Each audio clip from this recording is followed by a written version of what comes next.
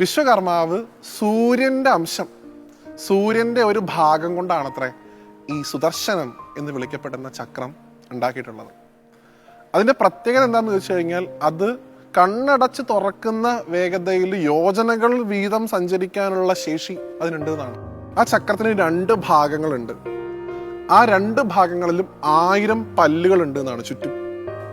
അതിൽ മുകളിൽ പിടിച്ചിരിക്കുന്ന ചക്രം ഒരു ഭാഗത്തേക്കും എന്നാൽ താഴെയുള്ള ചക്രം വിപരീത ദിശയിലും എല്ലാ സമയവും കറങ്ങിക്കൊണ്ടേയിരിക്കും. അതുകൊണ്ട് ഇത് വസ്തുവിൽ സ്പർശിച്ചു കഴിഞ്ഞാൽ ആ വസ്തുവിനെ അത് കീറി മുറിക്കും. അതാണ് അതിന്റെ പ്രത്യേകത. ഒരു പല്ല് ഇങ്ങോട്ടും ഒരു പല്ല് ഇങ്ങോട്ടും സഞ്ചരിക്കുമ്പോൾ ആ വസ്തു എന്ത് തന്നെയായാലും, എത്ര ഉറപ്പുള്ളതായാലും അത് കീറി മുറിക്കപ്പെടും. ഇത് കയ്യിലാണ് ധരിക്കുക, പ്രത്യേകിച്ച് ഈ ചൂണ്ടുവിരലിലാണ് അത് ധരിക്കാറുള്ളത്. ആരാണോ തൻ്റെ ശത്രു അതിനെ ഇല്ലാതാക്കാനുള്ള നിർദ്ദേശം സുദർശനത്തിന് കൊടുത്തു കഴിഞ്ഞാൽ പിന്നെ ആ വസ്തുവിനെ അല്ലെങ്കിൽ ആ ശത്രുവിനെ നശിപ്പിക്കാതെ അതിൻ്റെ ഉടമയുടെ കയ്യിലേക്ക് ആ ചക്രം തിരിച്ചു വരില്ല എന്നാണ്.